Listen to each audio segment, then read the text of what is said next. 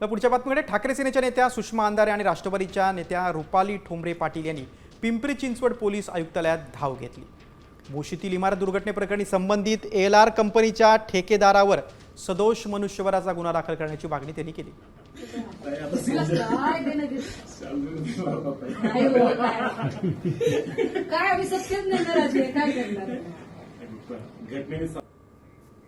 अकरा महिन्यामध्ये एखादी बिल्डिंग कोसळते तर त्याच्या कामाचा दर्जा काय? ह्या सगळ्या संबंधाने 5 लाख आणि 10 लाख रुपये देणे हे फक्त आर्थिक नुकसान भरपाई करण्याचा प्रयत्न असू शकतो, पण न्याय होऊ शकत नाही। न्याय तेव्हा होऊ शकेल जेव्हा अँटोनी कंपनी, संजय कुलकर्णी प्रकल्प अधिकारी आणि आयुक्त सूर्यवंशी या तिघांवरही सदोष मनुष्यवधाचा गुन्हा दाखल होईल। या संबंधाने त्यांनी तपासासाठी वेळ मागितला आहे, हरकत नाही। आम्ही त्यांना म्हटलं ॲटलिस्ट तुम्ही समन्स इश्यू करा। ते 3ही लोकांना समन्स इश्यू करतो असं त्यांनी आज शब्द दिला आहे।